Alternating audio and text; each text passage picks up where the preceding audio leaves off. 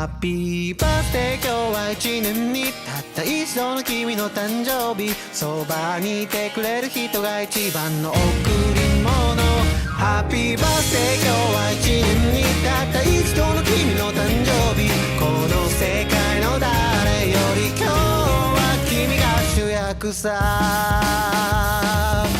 ッピーバースデーハッピーバースデーろうそくについた火をふっと吹き消したらほら悩みなんてどっか吹き飛んで新しい君が笑ってるからハッピーバースデーハッピーバースデー今日だけわがまま言ってかまへんからほらふざけ合ってまたたまに泣いて